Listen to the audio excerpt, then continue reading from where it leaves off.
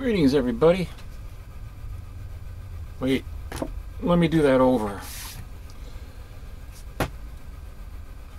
Deck the halls. Season's greetings, everybody, and a Merry Christmas to do. I know I just uploaded a couple of videos, but I'm home alone and it's Christmas night, and I thought I'd do like a holiday vlog. Blog, log, whatever you want to call it. Yeah, I recently found a whole crap load of stuff, a whole bunch of boxes of Bronze Age comics. Well, not a bunch of boxes, but you know, about 3 boxes that totaled. I think they totaled about a couple hundred Bronze Age comics. And there might be some Silver Age stuff in there. I don't even know yet. I only took a pile like this out. In fact, I could show you some of the stuff what I did pull out of there, because the rest of it I want to just take out and do that in a video without knowing what's in there. Yeah, here's some stuff I got out of there. I had this stuff. Holy crap. Wow. Stuff here. But before I show you that, let me, I got this off of eBay. So, I thought it was another one. Yeah. I got this off of eBay probably about a week ago. I haven't had an opportunity to show it to you yet. This is Atlas Comics. Number 28, Journey into Unknown Worlds. And I love the cover on here. I researched this and did a note on the back here. It's by Harry Anderson.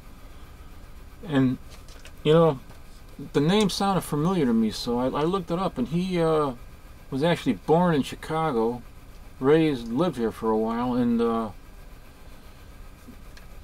he's a famous illustrator. He was like on the level of Norman Rockwell, and he did this cover, which at least I think it's the same Harry Anderson, not Harry Harrison. Harry Harrison was the guy who wrote Make Room, sci-fi book. But this is a Harry Anderson, and I think it's the same guy that became a famous illustrator, won a lot of awards, and was right up there with Norman Rockwell.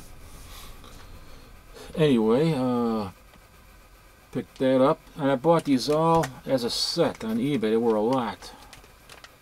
Journey into Unknown Worlds number 55 from 1957. And there's a story in here called The Glacier Men by Al Williamson. The cover was done by Bill Everett, who did the Submariner, creator of the Submariner. So that's 55. Here's number 54, Journey into Unknown Worlds. This is also from 1957. Sorry about the glare. And it's another cover by Bill Everett.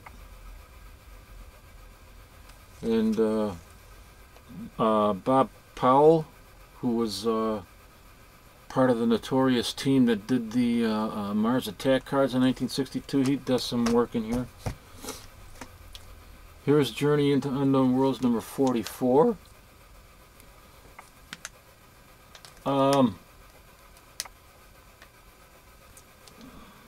Who did the cover to this? I can't remember who maybe I don't even know. But I know Carl Burgess, who was creator of the Human Torch, does a story in here. And I think also Bob Powell, again. Here's Journey into Unknown Worlds number 38. It's from 1955. And this cover is by Carl Burgess, who was the creator of the Human Torch. I got a little note back here. It says it's got an ad. I make notes if there's ads in here for stuff that I've collected over the years from the comic books. It's got a Vacutex ad. One of those gimmicks that you always saw in those comic book ads where you were able to get suck pimples off your face. Suck blackheads and pimples right off your face with a syringe. I have that. I found a bunch of stuff. I got to do a video on all that stuff that I found, man. A lot of stuff in the comic book ads that I had when I was a kid too, and some stuff that I bought, more recently off of eBay. Also, in that last couple videos ago, where I did the a day in the square, Lincoln Square, Chicago. I was there with my buddy Leo. Leo gave me these 3 comics that he picked up. Challengers of the Unknown, number 65. And he always goes around, he's a collector, and he always goes around half-price books and places like that, and he sometimes picks up deals for like in $1 bin or $2 bin. I mean, it's unbelievable stuff he can find, and he takes time and looks at it, and he finds stuff all the time.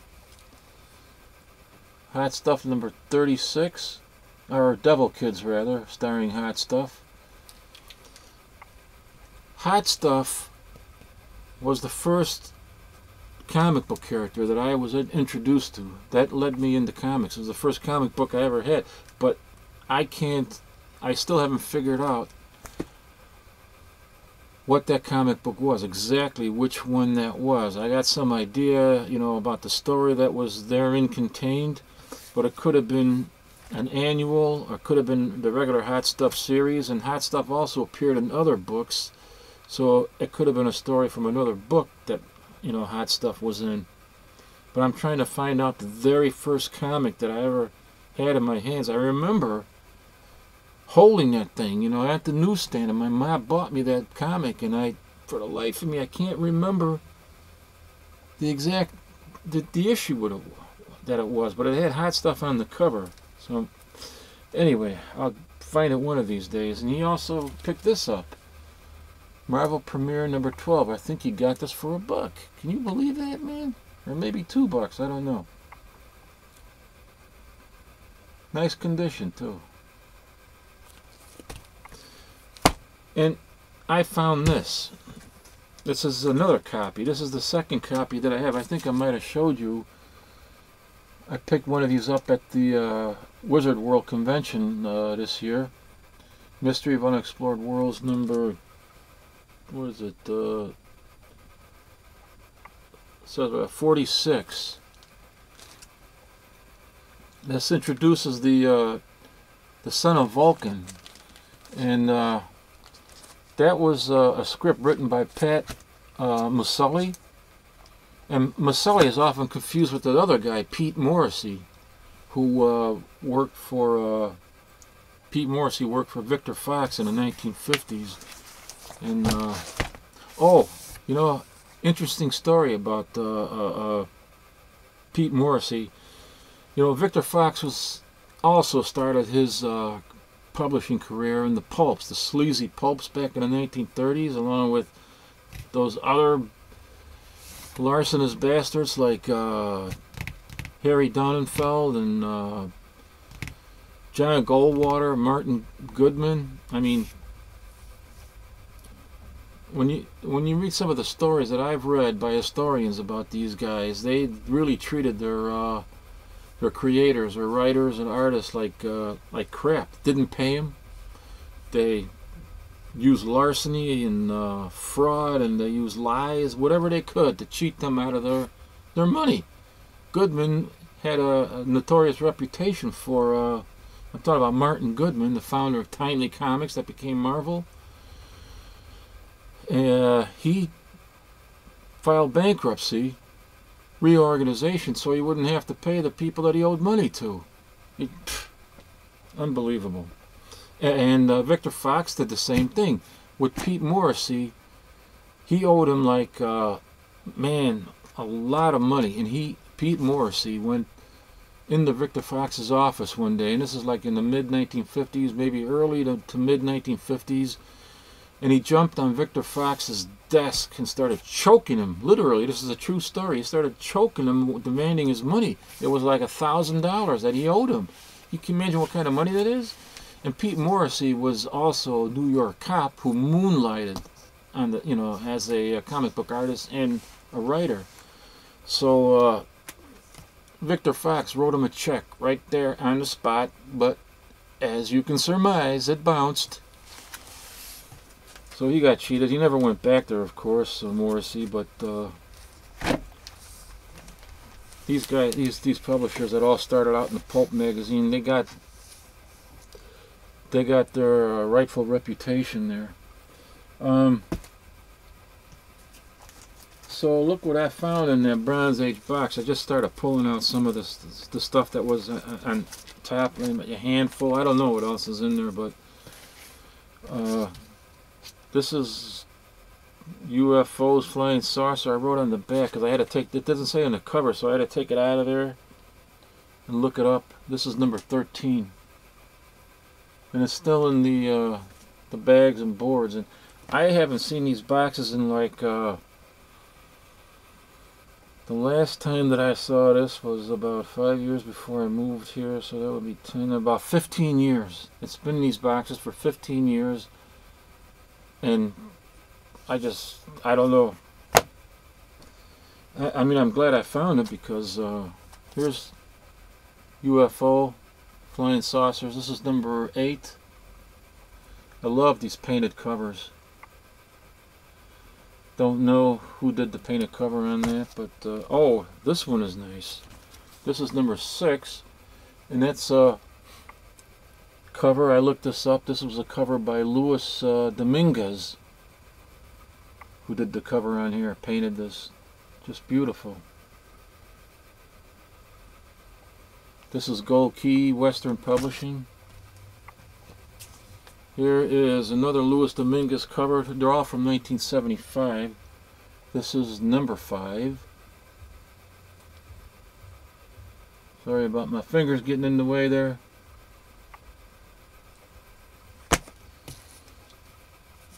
Here's he's about to get abducted. This is 1974, and this is number 4.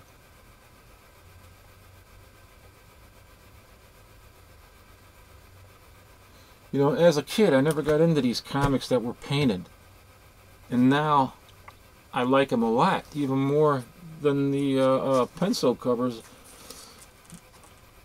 like this one. I mean, this is a cool cover. This is oh,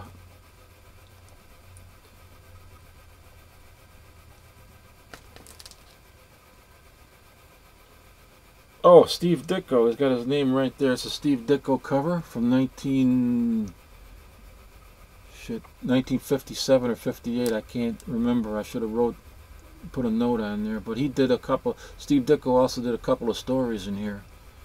So one of the stories was the this one right here, the title story, The Forbidden Room. Ditko did the cover, and he did the lead story, and I think he did another story as well.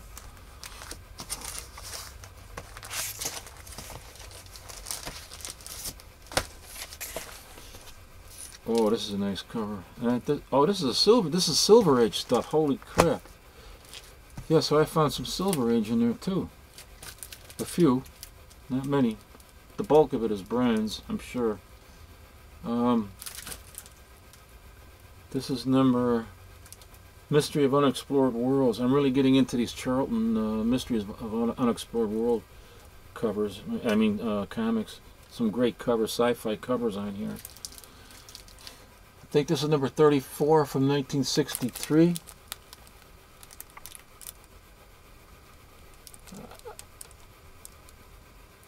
I did look this up, but I forgot. I didn't put a note on it, and I forgot. I think it...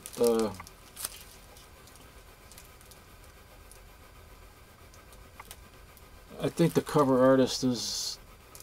The guy's name... He had a weird name, like Maestresario or Rocky Missasario, or I don't know. I can't remember.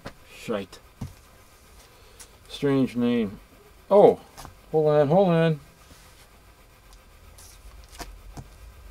His name is not on that cover, but his name is on this cover. Mastro Surio. Mastro Surio. Here, let me show. I think that's how you pronounce it. I don't know if you can. You probably can't even see that. Maybe you can.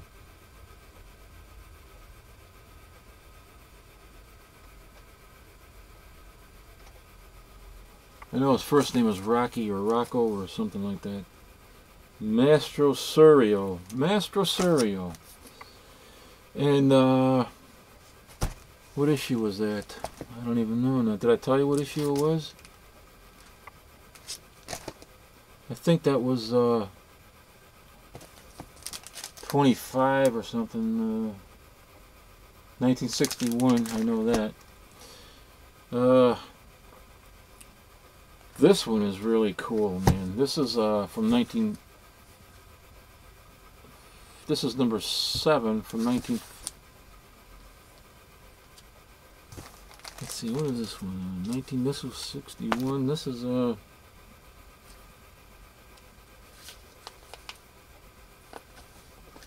shit, man! I can't remember. 1957, 58, 59.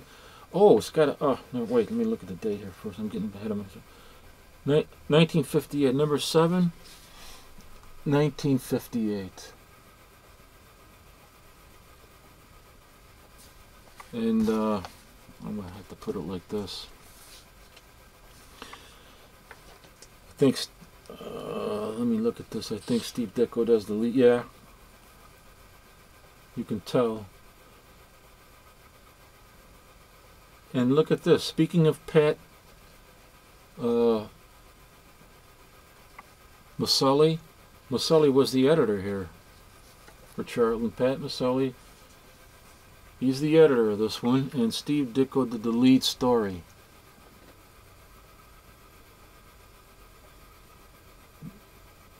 No mistaking Steve Ditko's artwork. And Pat Maselli, I was just telling you how his name is right up there. How Pat Maselli is often confused with Pete Morrissey, you know. Oh, you know what? I want to show you something. You see this? There's this page ad back here. Or, this is something else I found recently, man. I've been really going through my stuff. 100 toy soldiers. Remember these ads? Not this one, this one. What am I doing? Sorry. Packed in a Foot Locker. I ordered that when I was a kid. I'm not kidding you. I ordered that when I was a kid. And I was surprised to find it in my...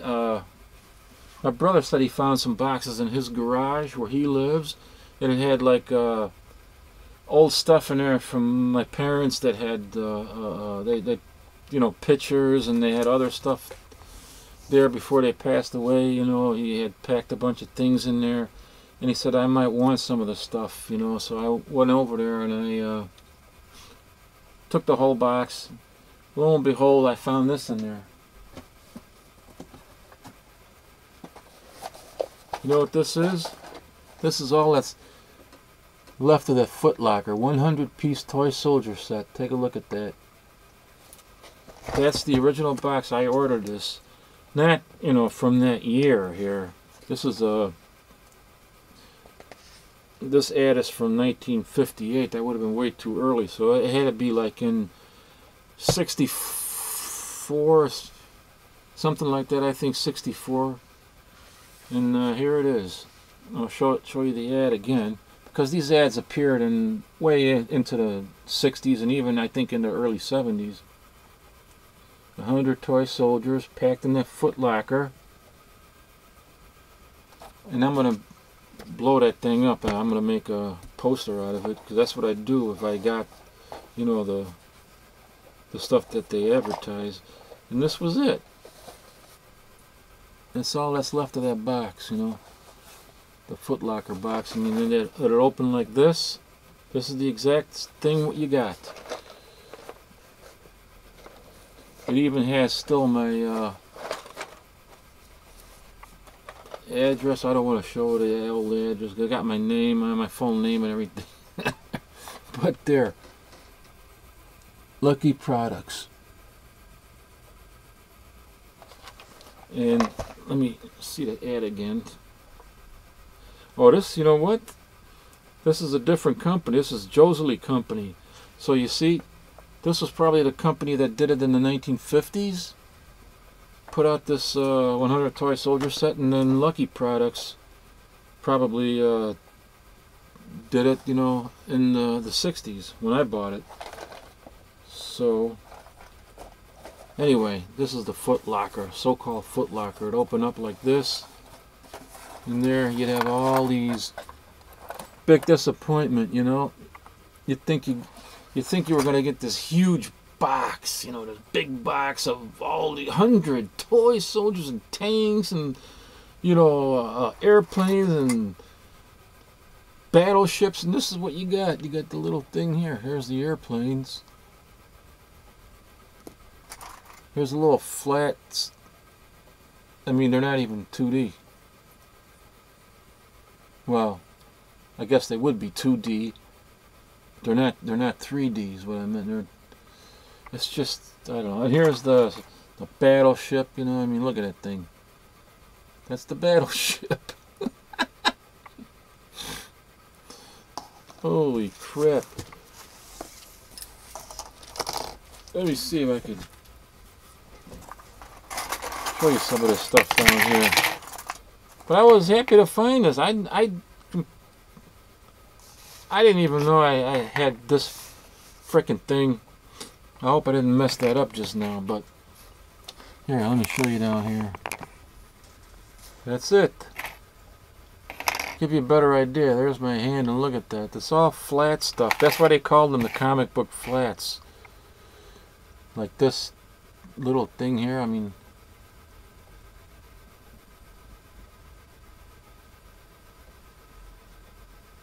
this looks like if she was pressed. They'd stand up like that, you know. Pretty cool. Pretty cool that I still had that thing in there. I mean, the box is all wasted. But I might one of these days try to look this up on eBay and see if I can pick up a set with a nice box, you know, or something. If it's not too expensive, I don't know. Anyway, well, you know what? I gotta have a beer. God damn it! Every time I have a beer, I think of Gimpy. I think of my friend Ty Paul, the Gimpy, the Gimpster. Give me a old Larry cheese.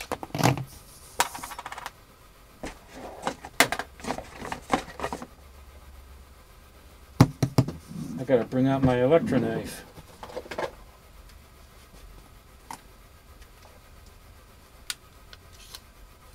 It's Christmas, you know, so I'm allowed. Oh boy, this thing has to be sharpened.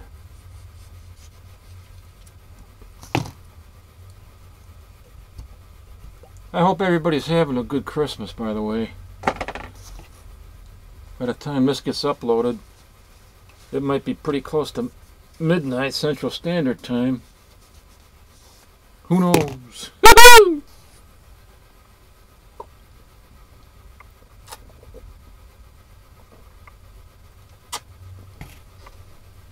Oof. You know, it's cold down here. Wow! I think it's colder down there than in Travis's basement. You know, Oddfellow thoughts. So I don't know. Should I have Chivas Regal? Or should I have a JB? I think I'll have a JB. Warm me up a little. I know, that's a fantasy. But I don't care.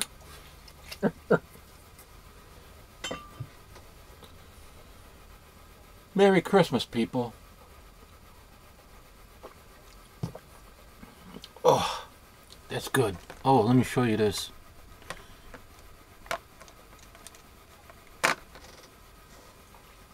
Hell, I don't know if I can. I mean, you've seen this in the other video anyway, but bear with me. I'll try to be very gentle. Here's my image. I just wanted to show you this guy up close, man. This is so awesome that I was able to get this Ray Harryhausen. It came in a set.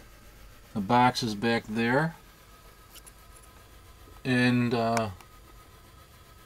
it was Scott Costin Brownstar who showed this figure in the box in the Ray Harryhausen DVD set that came with it, and I just fell in love with it and had to find it. There it is. It's got 3 of his greatest films he ever did. Earth versus the Flying Saucers, 20 Million Miles to Earth, and what is the other one?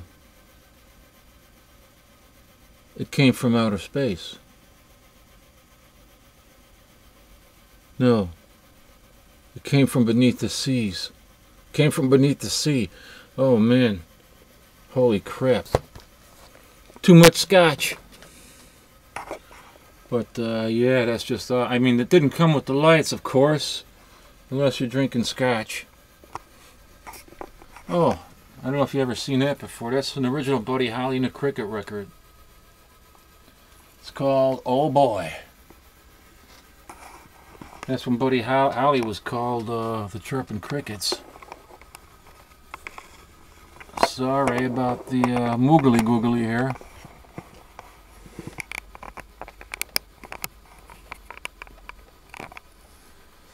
Sorry about that. I should have handled it better, you know, but this stuff hits me right away.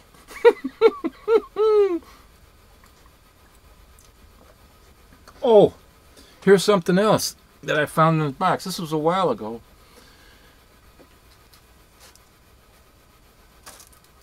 My brother said that this belonged to my brother. He said he bought this at a gas station back in 1966. Look at that, the Zulu Lulu. These are swizzle sticks that came out in 1966.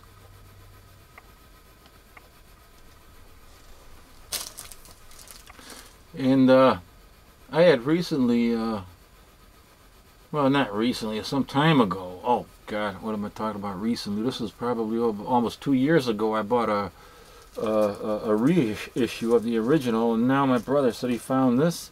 This was in the same box. He gave it to me, so that was cool. Anyway,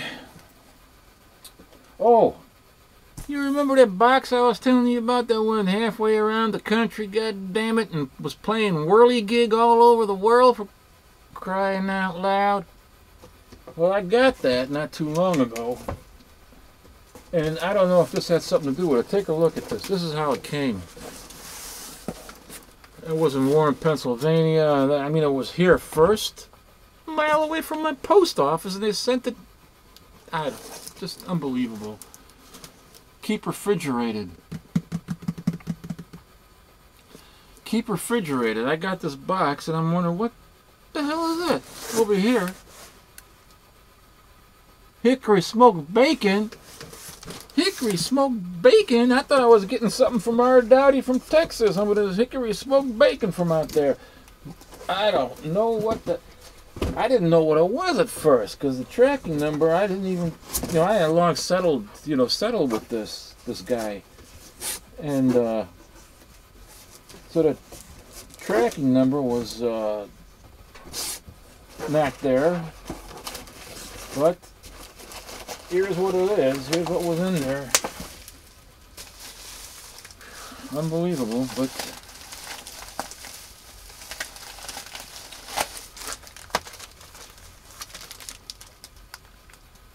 Ghost Rider number 6.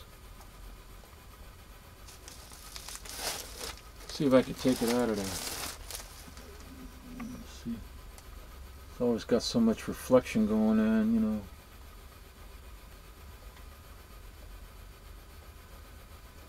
I thought I got a pretty good deal on it. I mean, it's not the only thing that was in there. Well, now I got an even better deal out of it because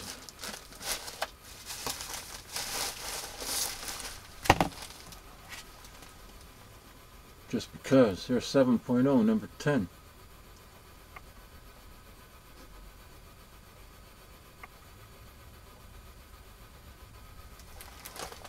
With all the trouble that I went through and everything else with this damn thing, it ended up costing me oh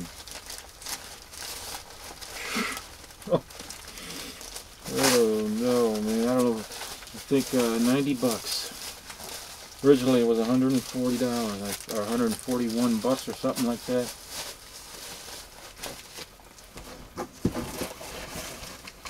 Unreal. But I'm seriously wondering if this could have had something to do with it. I don't know, but I mean, don't you think you take the label off the side of the box first? Hickory smoked bacon? Keep refrigerated?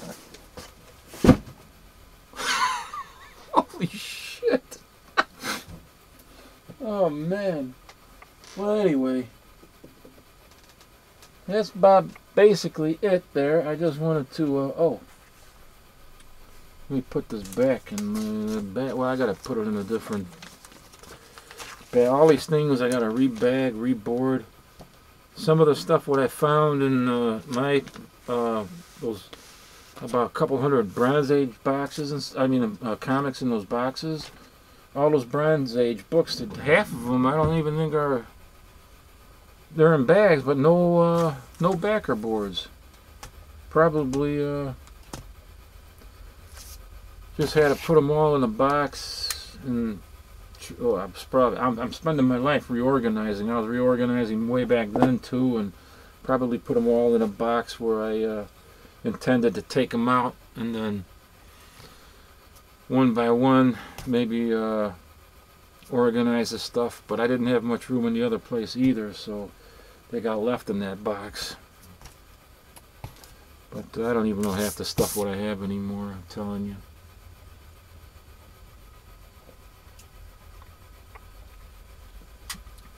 Look at Santa. He doesn't want to look you in the eye. He always looks the other way. He wants to look at me. Oh, he doesn't even want to look at me either. Well, I don't know. That's about all I got for you right now. So I'm gonna get this uploaded, and yeah, that's gonna be nice to go through that box. It'll be a little bit of a mystery box because I don't know. I went through this, and there's maybe another stack like that I picked up this whole stack. Probably about 30 books, and then what I saw after that was like marble spotlights from the Bronze Age, and then I left it in there and just took the little top pile like that off out of that box. But there's like gotta be another 100 books in there, and there's another box the same thing. This is weird. I don't like the angle of this camera again, man. It's so, but I don't have any room. Anyway, all right. Thanks for watching, everybody, and hope you all have a good Christmas evening and a great coming New Year. I think things are going to be a lot better in the coming year. At least I'm hoping they will be. So. Merry Christmas, Happy Holidays, see you probably in the new year, if not before. Take care.